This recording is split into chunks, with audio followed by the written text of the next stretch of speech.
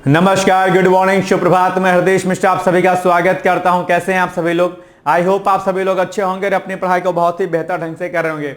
आइए जुड़ते हैं आज की क्लास को और हम सीधे स्टार्ट करते हैं। लेकिन उसके पहले आप सभी लोगों से छोटी सी रिक्वेस्ट है कि प्लीज आप लोग वीडियो को देखा करिए और लास्ट में जो मैं आपसे एक प्रश्न पूछता हूं उसका आंसर देने का प्लीज आप लोग प्रयास जरूर किया करिए, ठीक है।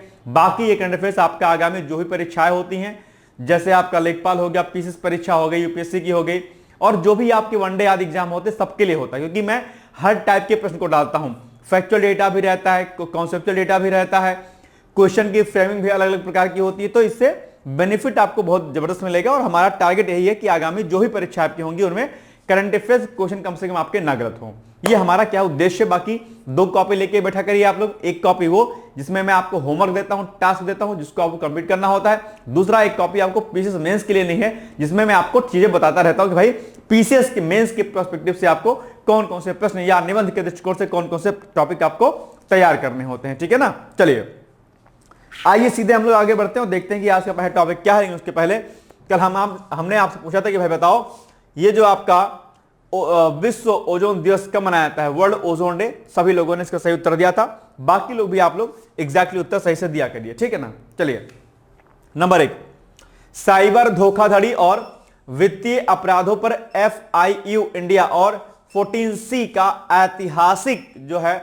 समझौता हुआ है। अभी 14C जिसको हम क्या बोलते हैं, इसको हम बोलते हैं भारतीय साइबर अपराध समन्वय केंद्र। क्या? भारतीय अपराध समन्वय केंद्र, यानी कि साइबर धोखाधड़ी और वित्तीय अपराधों पर FIU इंडिया और भारतीय साइबर अपराध समन्वय केंद्र जो है उसके मध्य में एक अभी हाल ही में MOU पर साइन हुआ, यानी कि समझौता ज्ञापन पर साइन किया गया है। किन बातों को लेकर के साइन किया गया, आइए हम आगे चिंता करते हैं। उसके पहले आप लोग जानते होंगे कि आजकल जो डिजिटल पेमेंट आप लोग करते हैं, डिजिटल जो भुगतान करते हैं, उसको लेकर के कई प्रकार की धोखाधड़ी यानी कि साइबर अटैक, साइबर क्राइम जैसी समस्याएं आपको देखने को मिलती हैं, ठीक है। और इससे जो फाइनेंशियल जो अपने आप में जो करप्शन होता है, जो वित्तीय अपराध होता है, उसमें एक बड़ी बढ़ोतरी आपको देखने को मिलती है। और इस बढ़ी हुई बढ़ोतरी अपने आप में चुनौती है, क्योंकि साइबर अटैक, साइबर क्राइम और फाइनेंशियल जो क्राइम अपने आप में होता है किसी भी रूप में, वो इस समय सबसे बड़ी एक चैलेंजेस है इस समय, कि किस प्रकार से हम लोग इस बढ़ते हुए चैलेंजेस को, जो कि साइबर क्राइम के रूप में हमें सामने दिखाई देता है, उसको हम कम करें। इसी बात को लेकर के दरअसल ये जो आपका ये 2 संस्थाएं हैं, इन्होंने आपस में समझौता ज्ञापन पर साइन किया हुआ है, ठीक है।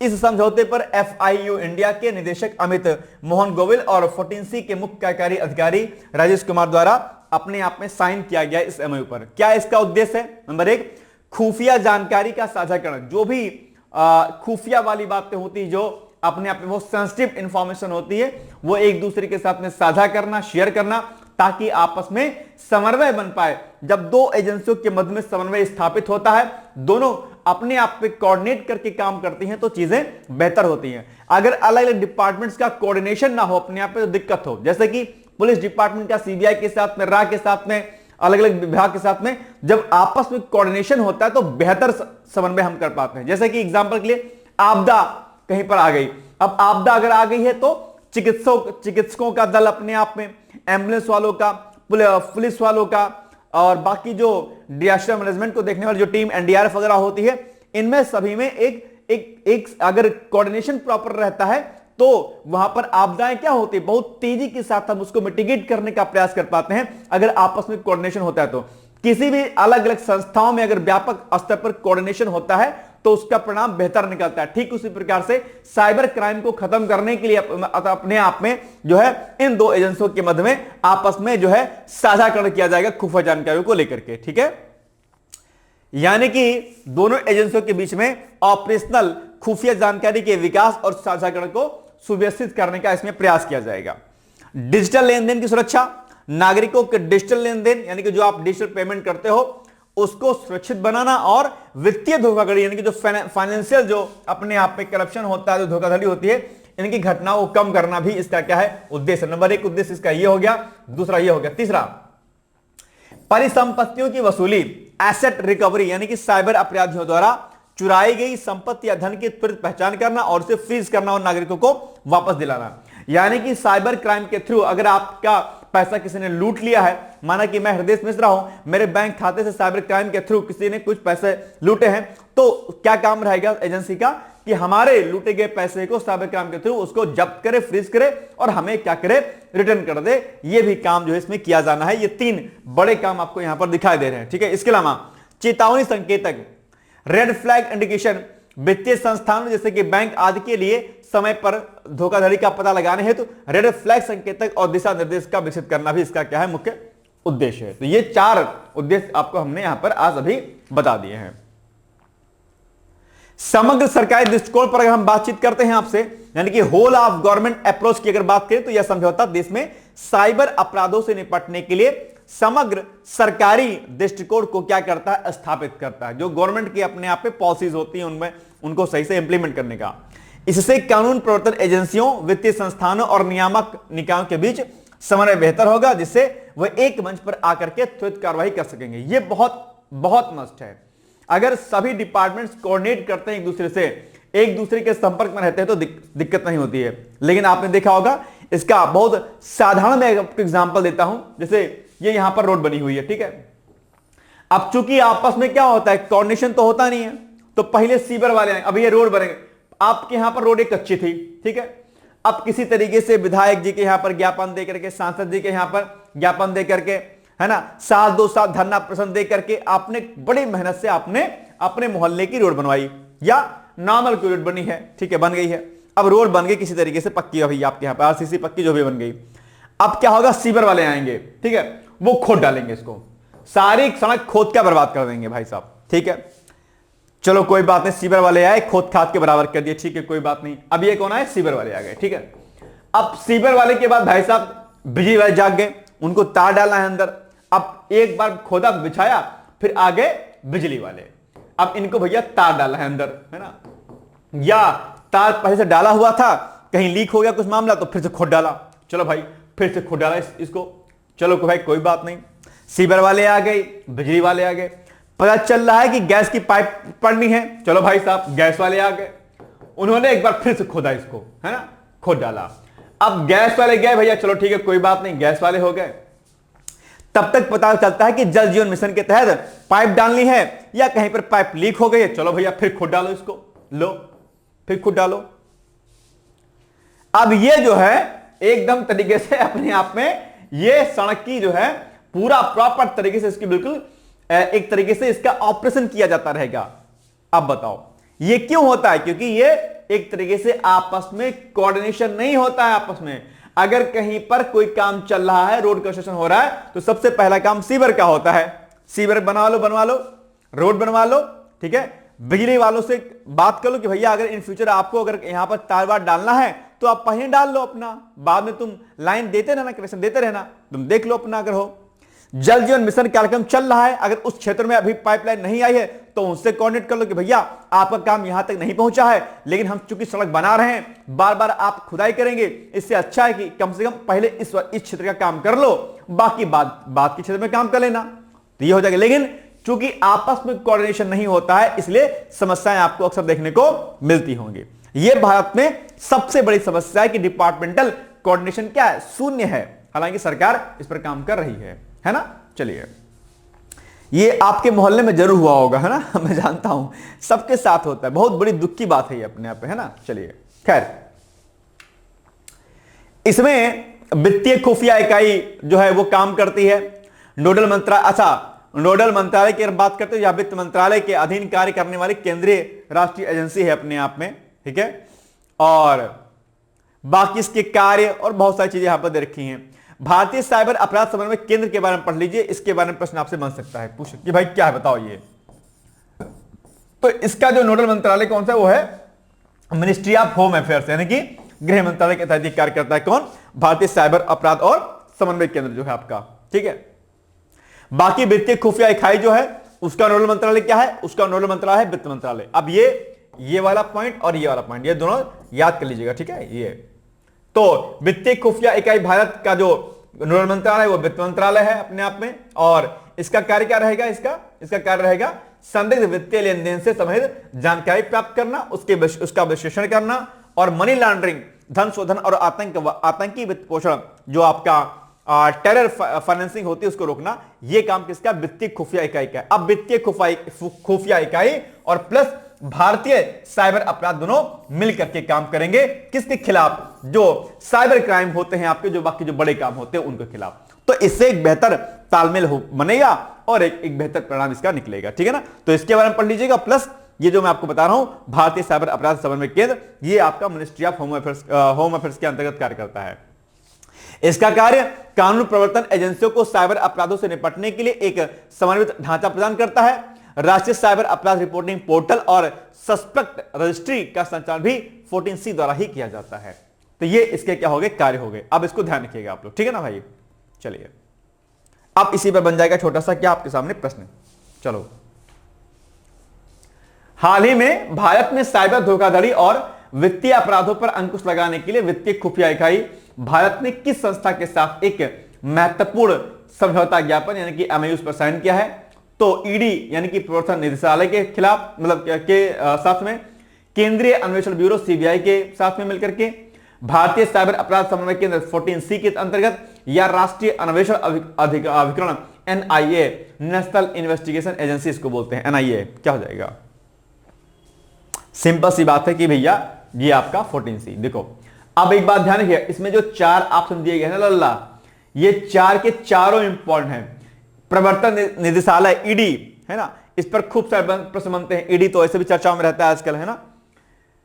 CBI, NIA और ये, इसको तो हमने आपको बता ही दिया। ये आपका तीनों टास्क है, इसके बारे में आप पढ़ लीजिएगा अलग से। ये बहुत इंपॉर्टेंट चैप्टर, पॉलिटी की बुक उठाइएगा और इसको पढ़ डालिएगा। ये आपको मैं टास्क देता हूं, आपको मैं होमवर्क देता हूं।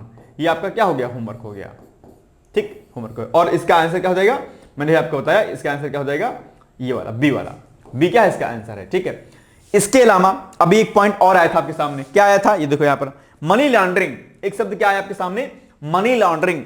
मनी लॉन्ड्रिंग पेपर सेकंड का 3rd का भी टॉपिक है अपने आप में, मनी लॉन्ड्रिंग। इस पर खूब सारे प्रश्न बनते हैं मनी लॉन्ड्रिंग को लेकर के, ये आप तैयार कर लीजिएगा। इससे भी बहुत प्रश्न बनते हैं और आपको मनी लॉन्ड्रिंग या धन शोधन को पढ़िएगा। मनी लॉन्ड्रिंग आप पेपर 1st में पढ़ते हैं, पेपर 3rd में पढ़ते हैं, ठीक। चलिए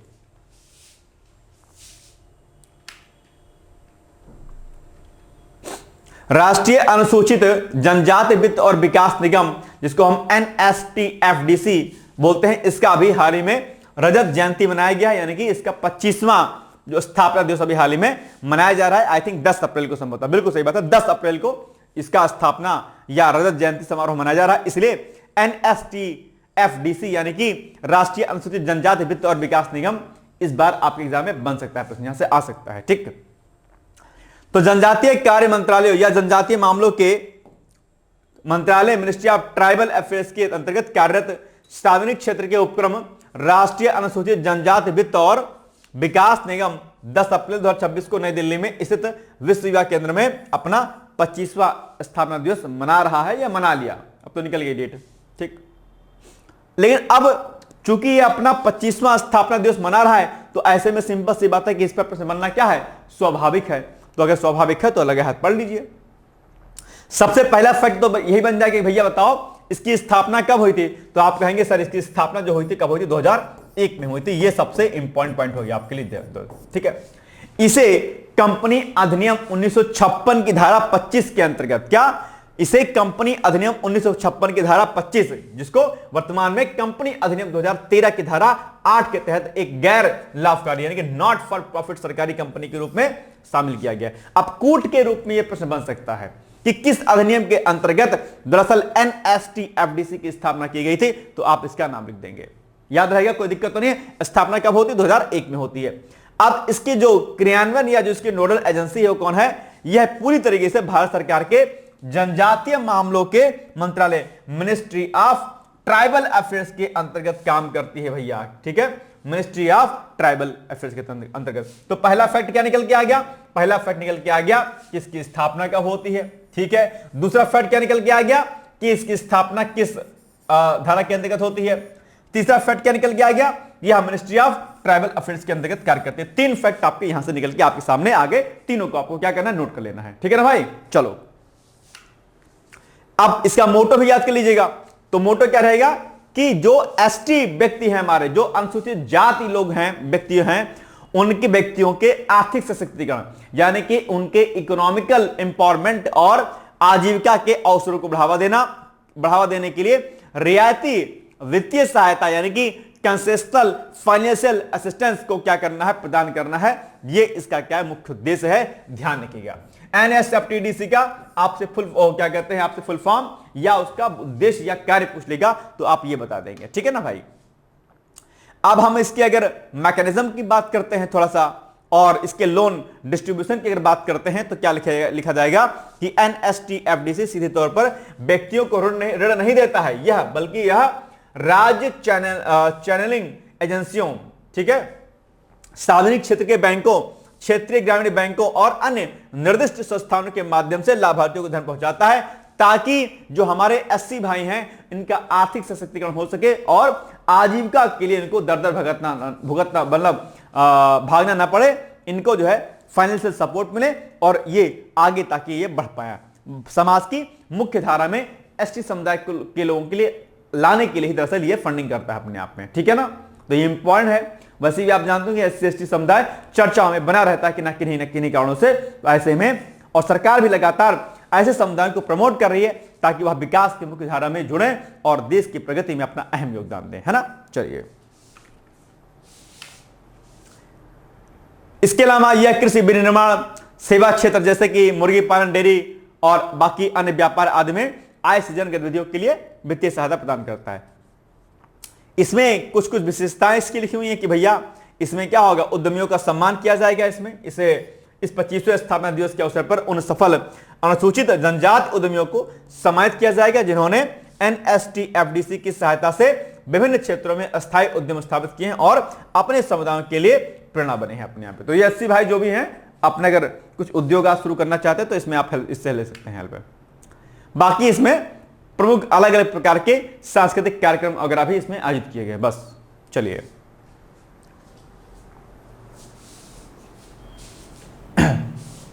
बताइए भाई साहब, राष्ट्रीय अनुसूचित जनजाति वित्त और विकास निगम के संदर्भ में निम्नलिखित कथनों पर क्या करना है, आपको विचार करना है। जरा बताओ कि इसका एग्जैक्टली जो आंसर होगा वो क्या हो जाएगा, बताओ। इसकी स्थापना 2001 में अनुसूचित जनजातियों के आर्थिक विकास के लिए की गई थी। एक दूसरा, यह सीधे तौर पर आदिवासी उद्यमियों को ऋण प्रदान करता है और उनमें किसी मध्यस्थ एजेंसी की भूमिका नहीं होती है। क्या हो जाएगा, इतना टफ नहीं जो आप ना बता पाए, इजी है, बताने का प्रयास जरूर कीजिए आप लोग प्लीज। आई थिंक इसका जो उत्तर होना चाहिए मुझे लगता है केवल एक होना चाहिए। देखते हैं जरा, बिल्कुल सही बात है, केवल एक होगा, ये नहीं होगा, है ना। एससी के लिए काम करता है ये, तो ए इज द राइट, केवल एक सही है इसमें से, ठीक। चलिए नेक्स्ट है, भारत स्वीडन 8वां विदेश कार्यालय परामर्श और द्विपक्षीय संबंध पृष्ठभूमि और प्रमुख घटनाएं। अभी हाल ही में ये दोनों देशों के मध्य में विदेश कार्यालय परामर्श की बैठक अभी हाल ही में संपन्न हुई है और भारत और स्वीडन के मध्य में कई सारी चर्चाएं इसमें की गई हैं। अप्रैल 2026 में भारत और स्वीडन के बीच 8वीं विदेश कार्यालय परामर्श है। ये फॉरेन ऑफिस जो है आपका ये कंसल्टेशन है अपने आप में, क्यों सी 8वें नंबर का, ठीक है। इसका आयोजन नई दिल्ली में किया गया।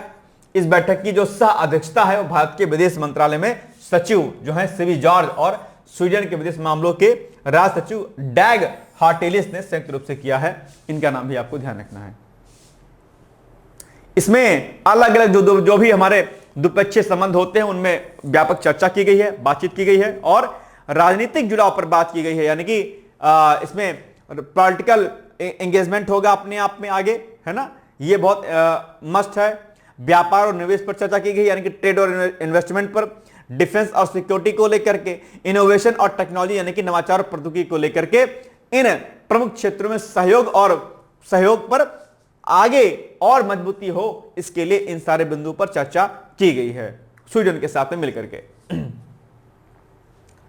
भारत यूरोपीय संघ मुक्त व्यापार समझौता, अगर हम इसकी बात करें तो बैठक के दौरान हाल ही में संपन्न भारत यूरोपीय संघ मुक्त व्यापार समझौता इंडिया यूएफटीए जो फॉरेन ट्रेड एग्रीमेंट होता है को दो देशों के आर्थिक और वाणिज्यिक संबंधों में एक नए मील के पत्थर के रूप में रेखांकित किया गया।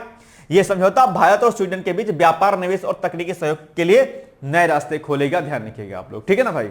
चलो, स्वीडन एक संक्षिप्त भौगोलिक और रणनीतिक अवलोकन करें, बात करें तो भौगोलिक स्थिति से क्या है, स्वीडन दरअसल उत्तरी यूरोप के स्कैंडिनेवियाई प्रायद्वीप में स्थित एक प्रमुख नार्डिक देश है। इसकी सीमाएं, मैप लगाना भूल गया, एक बार प्लीज आप मैप इसका जो लोकेशन मैप में जरूर दिखा करिए। मैं बार बार कहता हूं कि जब भी कोई देश चर्चाओं में रहा करे तो मैप के माध्यम से उसको प्लीज जरूर पढ़ लिया करिए। उस देश में क्या क्या चीजें प्रमुख हैं, वहां के पर्वत पहाड़, वहां की प्रमुख नदियां, वहां का ज्वालामुखी, और उस देश के आसपास कौन कौन से देश या जो है अन्य चीजें अवस्थित हैं वो आपको पता होना चाहिए। तो इसकी सीमाएं पश्चिम और उत्तर में किससे है, नॉर्वे से है। ठीक है, पश्चिम और उत्तर में नॉर्वे से है, तथा पूर्व में फिनलैंड से लगती हैं। जैसे अगर मैं मान लूं कि ये नॉर्वे है, फॉर एग्जांपल ये मान लेते हैं कि अब ये आपका स्वीडन है, मान लेते स्वीडन है, तो अगर ये स्वीडन है मान ले तो क्या रहेगा, पश्चिम और उत्तर में आपका नॉर्वे, पश्चिम और उत्तर, तो पश्चिम क्या हो जाएगा अपने आप में, ये हो जाएगा पश्चिम और उत्तर। तो इसी लोकेशन पर क्या पड़ेगा, आपका नॉर्वे पड़ेगा, क्या पड़ेगा, नॉर्वे पड़ जाएगा। पूर्व में फिनलैंड पड़ जाएगा, अब ये पूरा पड़ जाएगा, तो पूर्व में क्या पड़ जाएगा, फिनलैंड पड़ जाएगा आपका। ठीक है भाई, ये हो जाएगा आपका फिनलैंड पड़ जाएगा। ठीक है, बस दक्षिण पश्चिम में यह एक पुल सुरंग के माध्यम से डेनमार्क से जुड़ा हुआ है। ठीक है, तो इस तरीके से आपको याद रखना। स्टॉकहोम इसकी क्या है, राजधानी है। कई बार पूछता है, अलग अलग देशों की राजधानी कई बार पूछ लेता है आपसे। मुद्रा कई बार पूछता है, मुद्रा क्या है इसकी, स्वीडिश क्रोना है। ठीक है, हालांकि स्वीडन यूरोपीय संघ का सदस्य है, लेकिन इसने यूरो मुद्रा को नहीं अपनाया है। प्रधानमंत्री उल्फ क्रिस्टनसन है।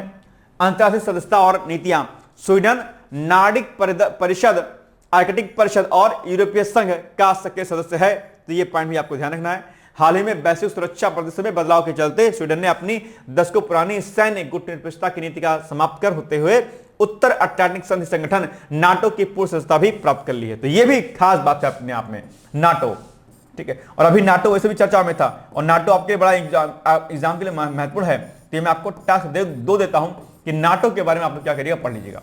नाटो, अभी ईरान और अमेरिका युद्ध को लेकर के भी नाटो ने गहरी चिंता व्यक्त की थी, और अमेरिका को कहा था कि बॉस आप मामला सही करिए, कोई दिक्कत वाली बात आप मत करिए प्लीज, है ना।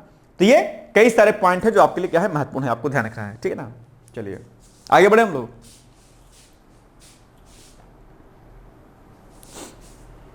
अब आपके सामने पाया जाएगा प्रश्न। अब प्रश्न आप लोग पढ़ो और इसका उत्तर मुझे खुद बताओ। ठीक है, हर प्रश्न मैंने खुद नहीं पढ़ूंगा, तो मेहनत लगाओ, चैट करने में मेहनत लगाओ, तो इसमें मेहनत लगाओ। ठीक है, बताओ भाई क्या हो जाएगा इसका उत्तर।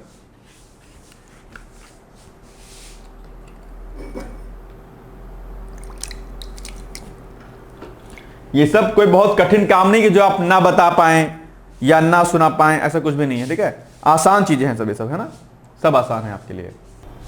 बताइए भाई, आराम से पढ़िए, फिर बताइए कि इसका एग्जैक्टली जो उत्तर है वो क्या हो जाएगा। चलो देखते हैं कौन कौन बता भाई। प्रश्न है, भारत और स्वीडन के बीच हाल ही में आयोजित 8वें विदेश कार्यालय परामर्श के संदर्भ में निम्नलिखित में से किस समझौते को दो देशों के बीच व्यापार और निवेश को बढ़ाने में मील का पत्थर माना गया है। नंबर 1, भारत नार्डिक निवेश फ्रेमवर्क, भारत यूरोपीय संघ मुक्त व्यापार समझौता, स्कैंडिनेवियाई सामरिक आर्थिक साझेदारी, या भारत स्वीडन व्यापक आर्थिक भागीदारी समझौता, CEPA। क्या हो जाएगा, कंफ्यूजन लग रहा है। बी, कितने लोग बी को बता रहे हैं और कितने लोग जो है डी को बता रहे हैं, बताओ। बी और डी वाले कितने लोग हैं, या बी और डी वाला कोई नहीं है, देखते। बी होगा, देखा, बी होगा, डी नहीं होगा भैया। अभी तो मैं आपको समझा रहा था ना ये मामला बी वाला, कि भारत यूरोपीय संघ मुक्त व्यापार समझौते के अंतर्गत सारी चीजें हो रही हैं। ठीक है, ध्यान रखिएगा। चलिए, भारत द्वारा वित्त वर्ष 2025-26 में रिकॉर्ड सौर ऊर्जा क्षमता वृद्धि SECI का योगदान।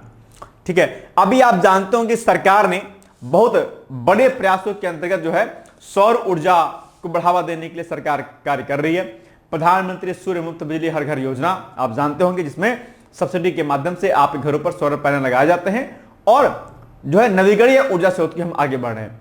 इसी परिदृश्य में अगर हम बात करेंगे तो जो हमारे इस मामले में जो सौर ऊर्जा वाला क्षेत्र है, इस मामले में अगर आप देखेंगे तो जो हमारे पश्चिम और जो दक्षिण भारत है, दक्षिण और पश्चिम भारत के जो राज्य हैं वो एक उल्लेखनीय वृद्धि को दर्शाने का प्रयास कर रहे हैं। यह बहुत बड़ी बात है। मासिक रूप से भी अगर जो सबसे वृद्धि इसमें देखने को मिली है वो उसमें तमिलनाडु, गुजरात जैसे, महाराष्ट्र जैसे राज्य आते हैं। जबकि अगर आप वार्षिक वृद्धि की बात करते हैं तो वार्षिक वृद्धि की दर में भी राजस्थान, गुजरात और महाराष्ट्र जैसे राज्य आपको सामने दिखाई देते हैं, जो सौर ऊर्जा के मामले में एक उल्लेखनीय प्रदर्शन को दर्शाने का प्रयास करते हैं। सरकार लगातार नवीकरणीय ऊर्जा स्रोतों पर काम कर रही है। मैंने एक दिन पहले आपसे कहा था कि अभी हाल ही में गैस की किल्लत आपको देखने को मिली। अब ये समस्याएं ना होने पाए इसीलिए सरकार आपके घरों में गैस जो है पाइपलाइन से पहुंचा रही है। अब मैं देख रहा हूं कि लोग जो है अपने घर में गैस से कनेक्शन ले ही नहीं रहे, मतलब पता नहीं क्या लॉजिक है। गैस से कनेक्शन वो लोग ले ही नहीं रहे, पता नहीं क्या दिक्कत है, समझ नहीं आ रहा हमारे। जबकि लेना चाहिए उनको, लेकिन नहीं ले रहे हैं। ये एक बड़ा अपने आप में समस्या है, लेना चाहिए, है ना, ताकि दिक्कत ना होने पाए। पीएनजी इसको बोलते हैं ना अपने आप में, है ना। दूसरा, सरकार विंड एनर्जी पर काम कर रही है, सरकार सौर ऊर्जा पर काम कर ही रही है। और आपने देखा कि पेट्रोल डीजल की समस्या के लगातार जो ईवी, जो हमारे व्हीकल्स है, इलेक्ट्रिक व्हीकल्स है, उस पर सरकार जोर दे रही है। ठीक है, एथेनॉल मिश्रण पर भी काम कर रही है सरकार। ऊर्जा संरक्षण के साथ साथ में ऊर्जा संवर्धन पर भी लगातार काम कर रही है, ताकि देश में आगे समस्याएं ना होने पाए। ठीक है, हालांकि गैस की किल्लत के तहत अभी भी इतनी कोई कीमतें हाई नहीं हुई, लोग कालाबाजारी कर रहे हैं, पैसा एक्स्ट्रा ले रहे हैं, वो एक अलग बात है। नहीं तो हम बाकी देशों के कंपैरिजन में हम ठीक हैं। सरकार ने आपसे ये नहीं कहा कि आप 2 दिन की छुट्टी ले लीजिए आप, लेकिन बगल में पड़ोसी देश आपका नेपाल है, पाकिस्तान है, बाकी अन्य कई देश हैं जहां पर बहुत बड़ी समस्या देखने को मिल रही हैं, बड़ी बड़ी कंट्रीज। लेकिन भारत ने फिर भी अपने आप को स्थिर रखा, तो ये बड़ी बात है। और अभी हाल ही में 2025-26 में लगभग 45 गीगावाट की अब तक की सबसे अधिक जो है वार्षिक सौर एनर्जी की क्षमता वृद्धि दर्ज की गई है। यह बड़ी बात है अपने आप में। 25-26 में डेटा अगर बात करें, अभी पूछ लेगा कि हाल ही में वित्त वर्ष 2025-26 में लगभग कुल कितने गीगावाट की वार्षिक वृद्धि दर्ज की गई है, आप कहेंगे सर 45 गीगावाट की, जो कि आपके लिए क्या है, सबसे महत्वपूर्ण बात है अपने आप में। तो ये विकसित भारत के संकल्प को दर्शा रही है। अगर हम मासिक आंकड़े, monthly and annual growth statistics की बात करते हैं, तो वित्त वर्ष 2025-26 यानी कि अप्रैल 2025 से मार्च 2026 के दौरान, ये फाइनेंशियल ईयर है ना आपका 25-26 के दौरान 45 गीगावाट सौर ऊर्जा क्षमता को ग्रिड से जोड़ा गया, जो हमने उत्पन्न किया अपनी एनर्जी को, जो देश के ऊर्जा संक्रमण यानी कि एनर्जी ट्रांजिशन के रूप में अभूतपूर्व काम है। अब देखो एनर्जी के लिए सरकार क्या काम करी है। देखो रेल के सेक्शन में, रेल में आप देखिएगा कि जितने भी डीजल लोकोमोटिव हुआ करते हैं उनको सरकार ने क्या किया, इलेक्ट्रिक जो है उसमें कन्वर्ट कर दिया, इलेक्ट्रिक इंजन में। देखा आप लोग नहीं देखा है? हमारे यहां पर बहराइच में, जिसपे हम कल्पना नहीं कर सकते थे कि कभी यहां पर बड़ी लाइन आएगी, ठीक है, ऊपर से इलेक्ट्रिक लाइन आएगी, लेकिन सरकार ने किया। सभी रेलवे के अंडरपास को बनाए, ओवरब्रिज बनाए उस पर, ठीक है, और सारे काम किए, तो ठीक है, तो अलग बात हो गया। ऊर्जा संरक्षण में सरकार ने डीजल लोकोमोटिव की जगह पर इलेक्ट्रिक लोकोमोटिव लेके आ गए, इलेक्ट्रिक लेके आ गए इंजन। सौर ऊर्जा को क्षेत्र में बढ़ाने के लिए प्रधानमंत्री सूर्य मुक्त बिजली घर योजना को लॉन्च कर दिया गया। एथेनॉल मिश्रण आप देख ही रहे हैं अपने आप में, ठीक है। पीएनजी के तहत जो है गैस आपके घर पहुंचाना आप देख ही रहे होंगे। विंड एनर्जी पर सरकार लगातार काम कर ही रही हो, आप देख ही रहे होंगे अपने आप में। तो ये सरकार ऊर्जा संरक्षण में लगातार काम करिए, जिसका आप परिणाम जो है बहुत बात में देखने को मिलेगा।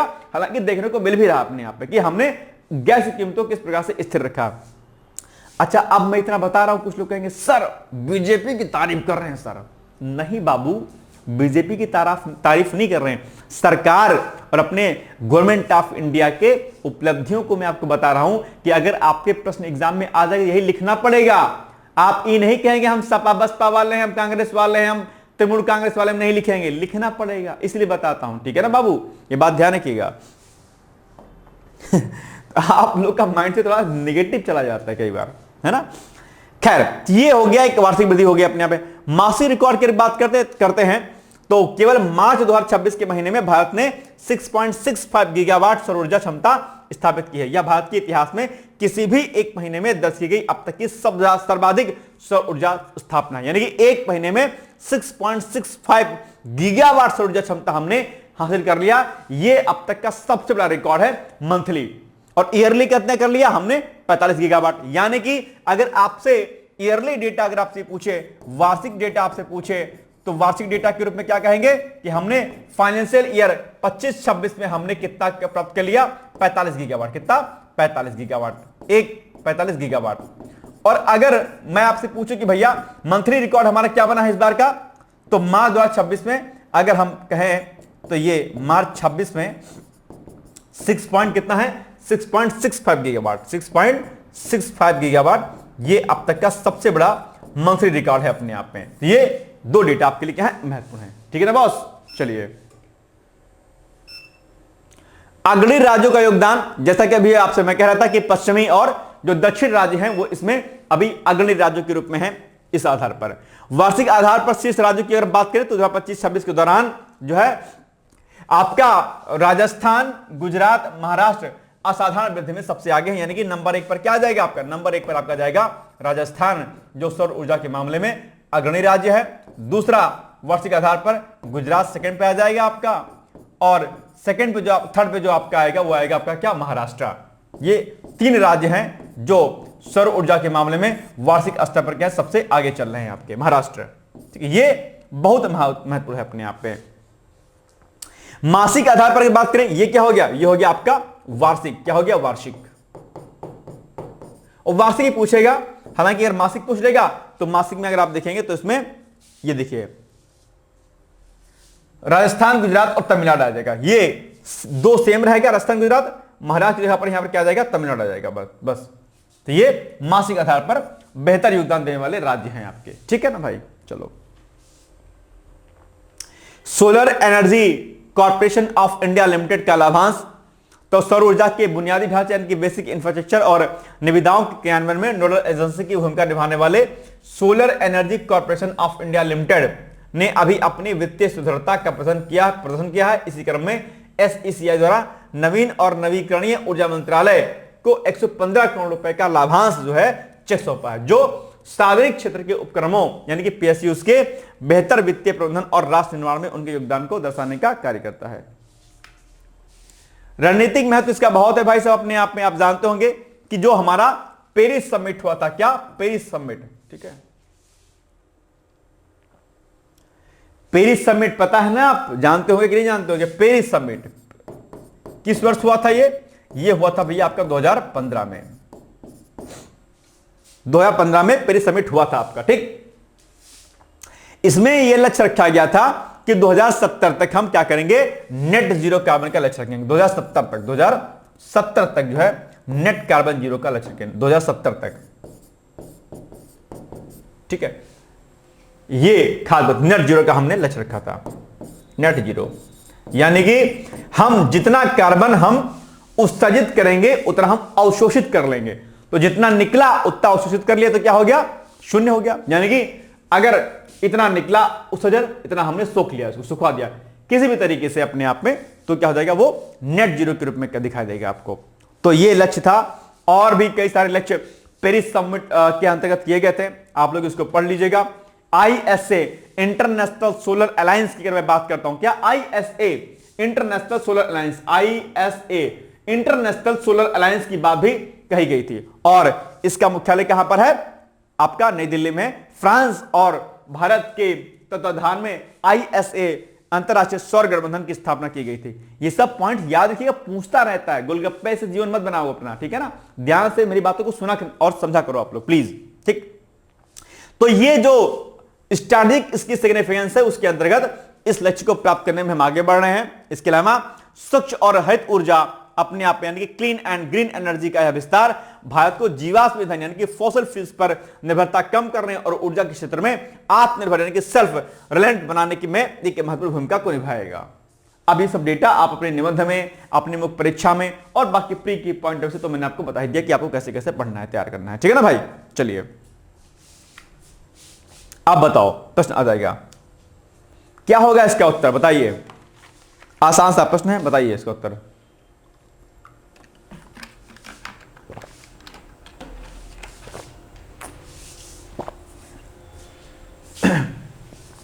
नवीन और नवीकरणीय ऊर्जा मंत्रालय ने के हालिया आंकड़ों के अनुसार भारत ने वित्त वर्ष 2025-26 में लगभग कितनी रिकॉर्ड वार्षिक सौर क्षमता दर्ज की है? 25 गीगावाट, 35 गीगावाट, 45 गीगावाट, 55 गीगावाट, बताइए। 45 gigawatt, C is the right answer. ठीक है ना भाई, चलिए। और मासिक में 6 पॉइंट समथिंग किया है। चलिए, वैश्विक आतंकवाद सूचकांक, इसमें अभी हाल ही में इसे जो हमारा एक एजेंसी, इसको हम लोग क्या बोलते हैं, इकोनॉमिक एंड पीस, ठीक है, institute for economic and peace के द्वारा अभी हाल ही में ये एक रिपोर्ट आई थी, जिसको क्या बोलते हैं, वैश्विक आतंकवाद सूचकांक, ग्लोबल टेररिज्म इंडेक्स 2026। इसकी अगर मैं बात करता हूं तो इसमें सबसे ज्यादा दो आतंकवाद से जो प्रभावित देश है उसमें पाकिस्तान का नाम आता है भैया। किसका नाम? पाकिस्तान का। और सबसे ज्यादा प्रभावित, जैसा कि मैंने कहा, सबसे ज्यादा प्रभावित कौन सा आएगा आपका? वो आएगा आपका पाकिस्तान। और इसमें इंडिया की रैंक कितनी आएगी वो भी आपके लिए क्या है, बहुत महत्वपूर्ण है। ठीक है,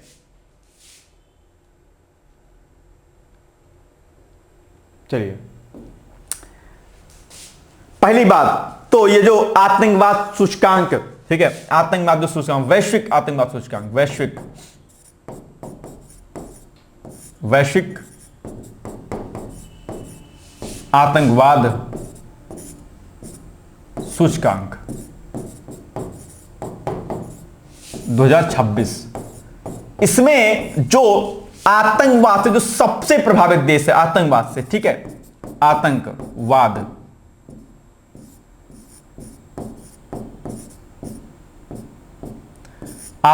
से सबसे ज्यादा प्रभावित कौन है आपका? इसकी रैंक आई है नंबर 1 प्रभावित, वो है आपका पाकिस्तान। क्या? पाकिस्तान।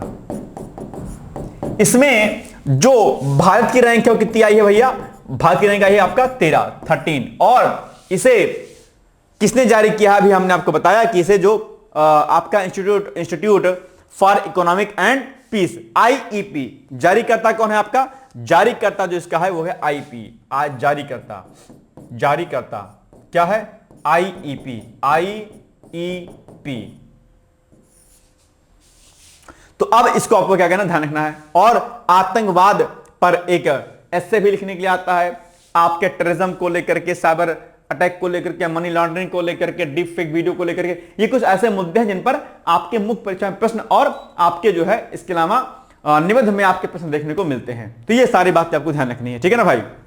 ये सूचकांक जो अभी जारी किया गया है वो 163 देशों में आतंकवादी घटनाओं, मौतों, हमलों की संख्या और प्रभाव के आधार पर इसको क्या किया गया है, तैयार किया गया है। तो ये बिंदु भी आपको विशेष तौर पर क्या करना है, याद रखना है। ठीक है ना।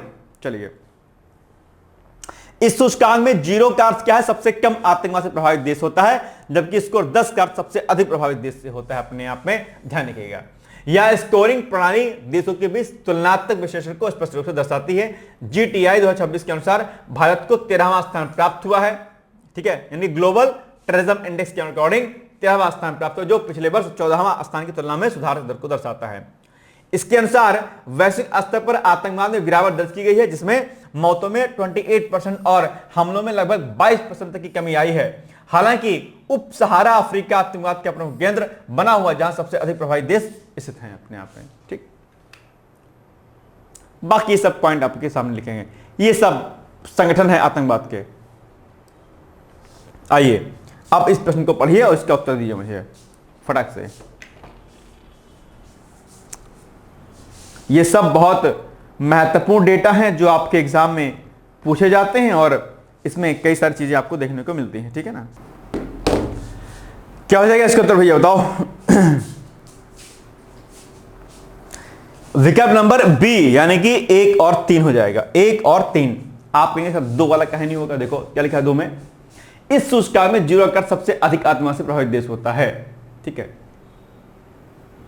कौन सा कथन सही है? 1 और 3 सही है। अब होता तो सही होता। ठीक, छोटा सा अंतर है, देखो छोटा सा अंतर, इसीलिए मैंने कहता प्रश्न को पढ़ो आप लोग। ऐसी गलतियां अक्सर आप लोग एग्जाम में करते हैं, तुरंत पढ़ते हैं, तुरंत उत्तर देके चले आते हैं, फट से उत्तर। जैसे अक्सर क्या होता है कि आप जो आसान प्रश्न होते हैं ना उनको गलत करके चले आते। क्यों? क्योंकि हल्का सा आपने पढ़ा, अब आपने उसके बारे में पढ़ा था क्या अच्छा ऐसा होगा, तुरंत आप एकदम खुश हो जाते हो, तो फट से विकल्प भर देते हो और गलत हो जाता है। कठिन प्रश्नों को आप ध्यान से पढ़ते हो, जब ध्यान से पढ़ते हो तो उसमें गलती होने के चांस कम होते हैं। आसान प्रश्नों को आप खुशी खुशी में जल्दबाजी में गलती करके चले आते हो, लिखा कुछ होता पढ़ते कुछ और हो। यह बात ध्यान रखिएगा कि जब भी पेपर आसान होता है तभी दिक्कत हो जाती है अपने आप पे, ध्यान रखिएगा, ठीक है। चलिए, रिलायंस एमिटी सिटी की मेट्रोपोलिस परियोजना अपने आप में एक ऐसी ये अपने आप में योजना है जो हरियाणा के झज्जर जिले में स्थित रिलायंस एमिटी सिटी की मेट्रोपोलिस परियोजना LEED for cities plan and design rating प्रणाली के तहत LEED प्लैटिनम प्री सर्टिफिकेशन प्राप्त करने वाली भारत की पहली परियोजना बन गई है। ऐसी सिटीज में क्या होता है कि एक ही जगह पर ठीक है, आवासीय क्षेत्र भी होगा, क्या होगा, आवासीय क्षेत्र भी होगा, आपका आवासीय क्षेत्र होगा, आपका उद्योग भी होंगे, उसमें लगे होंगे, सेवा क्षेत्र के अंतर्गत सारी चीजें, सर्विस सेक्टर आपका होगा, और जो भी अन्य सुविधाएं होती है वो सब इकट्ठा एक जगह पर मिलेंगी आपको। जैसे कि अपने आप में लखनऊ में अनंत योजना आपने सुना होगा, संभवतः सुना है भाई साहब। लखनऊ वाले कौन कौन है बताइए, अनंत योजना के बारे में कौन जानता है? जो आप अगर उधर आलमबाग की साइड रहते अगर होंगे, जहां पर ये मिश्रा जी की जो यूनिवर्सिटी है हेल्थ वाली, क्या नाम है उसका, देखो भाई, TS मिश्रा जो यूनिवर्सिटी है, उसके आसपास का जो क्षेत्र है वो अनंत योजना के अंतर्गत आता है। अनंत अंबानी साहब बनवा रहे हैं ना, उसमें इसी प्रकार का एक सिटी बननी है जहां पर बहुत बड़े एकड़ में पूरा कंस्ट्रक्शन का कार्य चल रहा है, जहां पर इकट्ठा आपको सारी सुविधाएं, बड़ी बड़ी यूनिवर्सिटीज, कॉलेजेस, हॉस्पिटल्स, अपने आप में हाई क्वालिटी के इंटरनेशनल लेवल के इंडस्ट्रीज, आपके सब सेक्टर, आपके सारा कुछ आपको इकट्ठा मिलेगा। लखनऊ की अनंत योजना आप शायद जानते होंगे। इसी तर्ज पर आपका जो है अनंत योजना के तर्ज पर ही अगर आप थोड़ा सा जस्ट अपोजिट साइड में आएंगे, लखनऊ के सीतापुर रोड पे आएंगे, तो यहां पर नैमिष योजना के अंतर्गत भी कार्य चल रहा है, भूमि अधिग्रहण का कार्य चल रहा है। पता है कि नहीं पता लखनऊ वालों?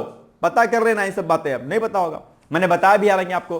तो अब इसी प्रकार की जो जैसे अनंत योजना इसी प्रकार की बन रही है, यहां पर सब कुछ चीजें आपको मिली हुई हैं, मिलेंगी आपको।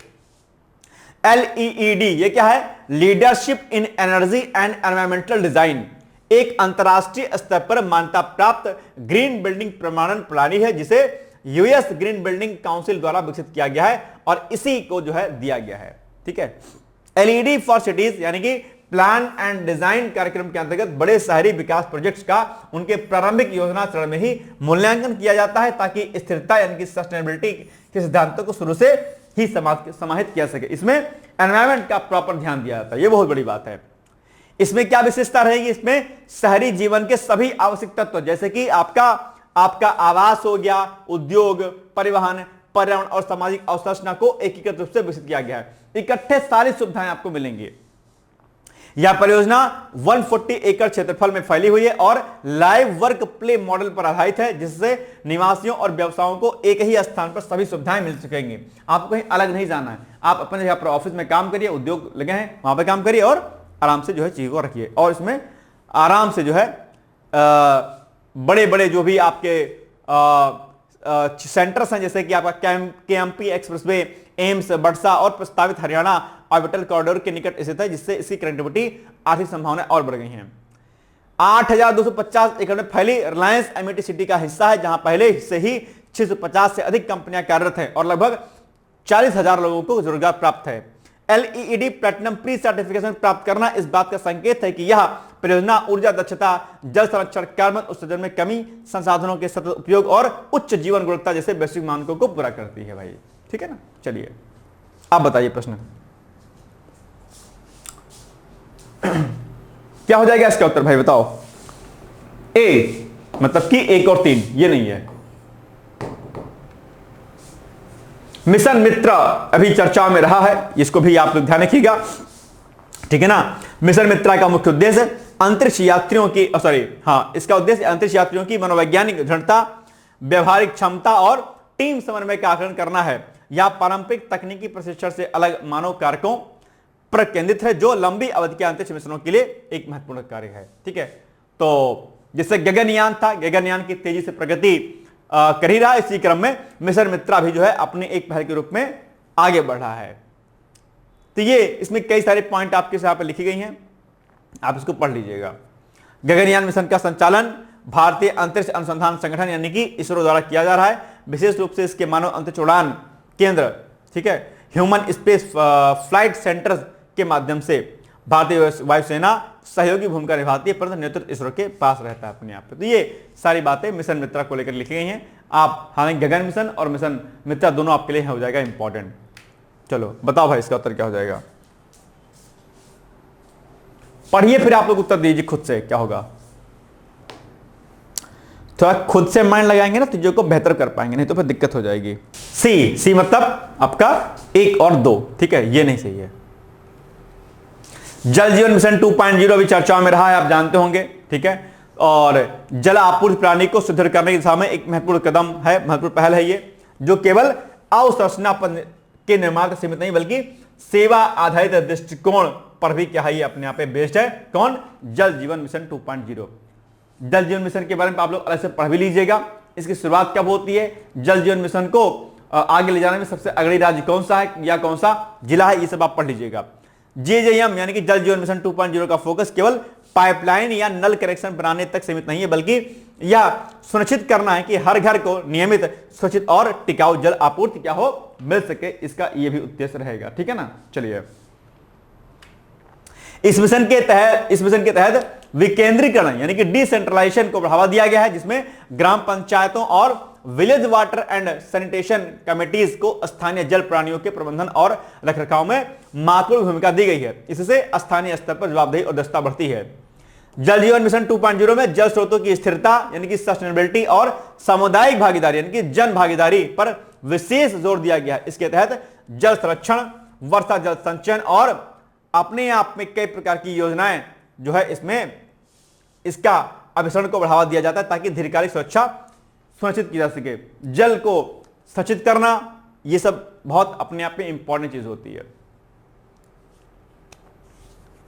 और मेघालय द्वारा इस मिशन के तहत एक MOU पर साइन किया गया है। चलिए, मेघालय में सबसे ज्यादा अब बारिश करने वाला स्थान कौन सा है? चिरापुंजी नहीं, मासिनराम है ना। चलिए, क्या हो जाएगा इसका उत्तर, जल्दी पढ़ के बताइए भाई साहब। ये तो साफ साफ लग रहा है कि नहीं होगा, बिल्कुल नहीं होगा। ये वाला कथन एकदम राइट होगा, ये भी राइट होगा, 2 और 3 हो जाएगा, यानी कि विकल्प number A is the right answer, ठीक है ना। चलो, अब आपके लिए प्रश्न है छोटा सा कि भाई बताओ, वित्त वर्ष 2025-26 में दर्ज की गई 45 गीगावाट असाधारण सौर ऊर्जा क्षमता में वृद्धि में किन 3 राज्यों ने समग्र रूप से देश का नेतृत्व किया है? हमने आपको बताया था, बताइएगा आप लोग क्या हो जाएगा इसका उत्तर एग्जैक्टली, ठीक है। 4 विकल्प आज ही बताया इसका उत्तर, है ना, मतलब है आज के उसमें टॉपिक में। आज का प्रश्न आपके सामने है, भारत द्वारा वित्त वर्ष 2025-26 में सौर ऊर्जा क्षमता में की गई रिकॉर्ड वृद्धि का विश्लेषण करें। भारत के ऊर्जा संक्रमण और सतत विकास लक्ष्यों को प्राप्त करने में राज्यों तथा SECI जैसी नोडल एजेंसियों की भूमिका का मूल्यांकन कीजिए। ये आपको लिख के देना है। आप हमें हमारे कॉन्टैक्ट नंबर पर बातचीत कर सकते हैं। आपको अगर मुझसे सीधे बात करनी होगी तो इस नंबर पे आप कॉल कीजिएगा, ये वाला, ठीक है। बाकी 2 नंबर अन्य दिए गए हैं ऑफिस के, इस पर भी आप कॉल मैसेज कर सकते हैं, ठीक है ना। चलिए, कल हमने आपको प्रश्न दिया था जिसका उत्तर हमने आपको यहां पर दे दिया है। पर्यावरण प्रदूषण के प्रमुख कारण कौन कौन से हैं? जैसे कि तीव्र औद्योगिकरण और शहरीकरण हो गया, वाहनों की बढ़ती संख्या हो गई। ये क्या है? पर्यावरणीय प्रदूषण के प्रमुख कारण हैं। ये पॉइंट पहला, फिर दूसरा, फिर तीसरा, फिर चौथा, फिर कृषि संबंधी गतिविधियां, ऊर्जा के पारंपरिक स्रोत, ठोस अपशिष्ट प्रबंधन की कमी, जनसंख्या वृद्धि और संसाधनों का अत्यधिक दोहन। भारत सरकार द्वारा उठाए गए कुछ कदम हैं, जैसे कि विधिक एवं नीतिगत उपाय के अंतर्गत पर्यावरण संरक्षण अधिनियम 1986 पारित किया गया, बहुत इंपॉर्टेंट है। जल प्रदूषण निवारण अधिनियम 1974, वायु प्रदूषण नियंत्रण अधिनियम 1981, ये सब पढ़ लीजिएगा, ये बहुत इंपॉर्टेंट है, ये आपका टास्क है, ठीक है ना, ये टास्क है। ये सरकार ने प्रदूषण को कम करने के सब एक्ट बनाए, अधिनियम बनाए हैं अपने आप पे, ठीक है, पढ़ लीजिएगा इसको। इसके अलावा प्रदूषण नियंत्रण कार्यक्रम के अंतर्गत आपका जो है क्या है, राष्ट्रीय स्वच्छ वायु कार्यक्रम, AI एयर क्वालिटी इंडेक्स प्रणाली, प्रदूषण नियंत्रण बोर्डों की स्थापना, इसके अलावा स्वच्छ भारत अभियान हो गया, ठोस अपशिष्ट प्रबंधन नियम हो गया। नवीकरणीय ऊर्जा को बढ़ावा देने के लिए सौर ऊर्जा कार्यक्रम चलाया जा रहा है, पवन ऊर्जा को बढ़ावा दिया जा रहा है, बायोगैस और हरित ऊर्जा परियोजना भी चलाई जा रही है ना। ये सब आप लिखिएगा। अभी अगर इस प्रकार का कोई प्रश्न आएगा तो अभी हमने आपको बताया था ना डेटा वाला कि सौर ऊर्जा क्षमता में हमने इतनी वृद्धि की है, वो सब डेटा आप यहां पर मेंशन कीजिएगा तो बढ़िया नंबर आपको मिलेगा। लेकिन अब मैं करंट अफेयर पढ़ाता हूं, आप कितना ध्यान से पढ़ते हैं आप जानते होंगे, इसीलिए मैं कहता हूं कि हर एक पॉइंट को आप नोट करते रहा करो कि सर ने ये बात कही, इसका डेटा यहां पर हमको नोट करना है। ठीक है ना भाई। चलो, इसके अलावा जल एवं नदी संरक्षण के अंतर्गत हम नमामि गंगे परियोजना को चला रहे हैं। जल संरक्षण योजनाएं हैं, वृक्षारोपण अभियान है, ठीक है। अब इसके अंतर्गत जो है एक पेड़ मां के नाम आप लिख सकते हैं और कई सारे अन्य डेटा आप इसमें दे सकते हैं, ठीक है ना। भविष्य की रणनीतियों के अंतर्गत सतत विकास मॉडल को अपना रहे हैं हम लोग, स्वच्छ ऊर्जा की ओर बढ़ रहे हैं हम लोग, तकनीकी नवाचार पर ही हम विशेष बल दे रहे हैं। ये सब चीजें आप यहां पर लिखिएगा आराम से, तो आपको एक बढ़िया नंबर मिलेगा। निष्कर्षतः आप ये बात सही ले सकते हैं, ठीक। तो कितना सुंदर सा मैंने आपको यहां पर पूरा डेटा आपको बना के दे दिया है ना। अब इसको पढ़िएगा। चलिए, बाकी अब यहां पर हमारे बहुत सारे कोर्सेज हैं, इनमें आप एडमिशन ले सकते हैं। आप अभ्युदय बैच में एडमिशन ले सकते हैं। आरओ और 2026 की नई वैकेंसी आने वाली है, बीओ की वैकेंसी और बाकी कई सारी अन्य वैकेंसियां, उनमें आप पार्टिसिपेट कर सकते हैं अलग अलग में। तो ये हो गया आज का हमारा वीडियो, और इसके लिए बाकी आप इन दिए गए नंबरों पर आप संपर्क हमसे कर सकते हैं, ठीक है। तो आज का क्लास हमारी बस इतनी ही थी। मैं उम्मीद करता हूं कि आप मेरी बातों को समझते होंगे और एक एक कार्य को करते होंगे, ठीक है ना भाई। चलिए, तो मिलेंगे हम लोग कल, तब तक के लिए बहुत बहुत धन्यवाद है आप लोग का। All the best, thank you so much, bye bye, take care. और ये नंबर पर आप कॉल मैसेज जरूर कर लीजिएगा एक बार, ठीक। चलिए, thank you so much, bye bye, take care, all the best, thank you. क्या आप लोक सेवा आयोग उत्तर प्रदेश की आरओ परीक्षा में सफल होकर सचिवालय में समीक्षा अधिकारी जैसे प्रतिष्ठित पद पर चयनित होना चाहते हैं? क्या आपके पास व्यस्त दिनचर्या या व्यक्तिगत परिस्थितियों के कारण नियमित पढ़ने के लिए समय की कमी है, इसलिए एक दिन में आप 8 से 10 घंटे नहीं पढ़ सकते हैं? क्या आपका संकल्प है कि सचिवालय में समीक्षा अधिकारी बनना ही बनना है और आप उसके लिए सही मार्गदर्शन की तलाश कर रहे हैं? यदि आपके इन तीनों प्रश्नों के उत्तर हाँ हैं, तो आपकी खोज अब समाप्त होती है और आपके सपने को साकार करने के लिए आगामी समीक्षा अधिकारी परीक्षा की सुव्यवस्थित तैयारी हेतु डी-कोड एग्जाम लाया है अभ्युदय बैच। अभ्युदय बैच में आपको आगामी आरओ परीक्षा के प्रारंभिक और मुख्य परीक्षा के पूरे पाठ्यक्रम को अभी से एक साथ बहुत ही बेसिक लेवल से video lecture, PDF notes, test series और उत्तर लेखन कार्यक्रम के माध्यम से पूरे विस्तार से पूर्ण कराया जाएगा। हमारे अभ्युदय बैच की सबसे बड़ी विशेषता है कि इसमें साप्ताहिक टारगेट्स के अनुसार कम से कम 5 घंटे भी पढ़कर कोई अभ्यर्थी पूरा पाठ्यक्रम अच्छे से तैयार करके परीक्षा में सफलता अर्जित कर सकता है। अभ्युदय बैच में अनुभवी और समर्पित शिक्षकों द्वारा आधारभूत मानक पुस्तकों एवं स्रोतों पर आधारित पाठ्य सामग्री उपलब्ध कराई जा रही है, जिससे पाठ्यक्रम को सभी आयामों से कवर किया जा सके। इस बैच में पाठ्यक्रम को इस विस्तार से पढ़ाया जा रहा है कि इसमें प्रवेश लेकर आप न केवल आरओ परीक्षा बल्कि अन्य कई समकक्ष परीक्षाओं को भी एक साथ ही टारगेट कर सकते हैं। यानी इस परीक्षा के पाठ्यक्रम में सम्मिलित सामान्य अध्ययन, सामान्य ज्ञान, सामान्य हिंदी व्याकरण, रीजनिंग, मैथ, हिंदी आलेखन, निबंध आदि के विस्तृत अध्ययन से आप पूर्ण आत्मविश्वास से किसी भी परीक्षा में सफलता प्राप्त कर सकते हैं। उत्तर प्रदेश की पीसीएस प्रारंभिक परीक्षा में भी इस बैच को पढ़कर सफलता प्राप्त की जा सकती है। इस बैच में निर्धारित लक्ष्य के अनुसार एक सप्ताह में मात्र 18 से 20 वीडियो लेक्चर देखने होते हैं, जो आप प्रतिदिन 4 से 5 घंटे का समय निकालकर आसानी से पढ़कर तैयार कर सकते हैं। ये बैच ऑनलाइन जरूर है, परंतु इस बैच में छात्रों और शिक्षकों के बीच सीधे संवाद के लिए प्रक्रिया निर्धारित है, जिससे अभ्यर्थी अपनी शंकाओं का व्यक्तिगत समाधान प्राप्त कर सकते हैं। आपके संकल्प को सिद्धि तक पहुंचाना ही अभ्युदय बैच की आधारभूत संकल्पना है। हमारा ये आत्मविश्वास संस्थान के 5 वर्षों की कठिन साधना की परिणति है। डी-कोड एग्जाम संस्थान अपने 5 वर्षों के सफर में आरओ परीक्षा में 45 से अधिक चयन सुनिश्चित करवाकर एक विश्वसनीय संस्थान के रूप में विख्यात है। इसलिए बिना किसी संशय के पूर्ण विश्वास के साथ आप भी हमसे जुड़कर अपनी सफलता का नया अध्याय लिख सकते हैं। इस बैच से जुड़ने के लिए हमारे संस्थान के नंबर 8604409201 अथवा 9506742546 पर व्हाट्सएप या कॉल करके बैच की पूरी जानकारी प्राप्त की जा सकती है। अभी 500 शुरुआती छात्रों को विशेष छूट भी प्रदान की जा रही है, इसलिए इस अवसर का लाभ उठाने के लिए अतिशीघ्र प्रवेश लेकर अभ्युदय बैच से जुड़ें। प्रवेश के लिए अभी संपर्क करें और शुल्क में छूट प्राप्त करें।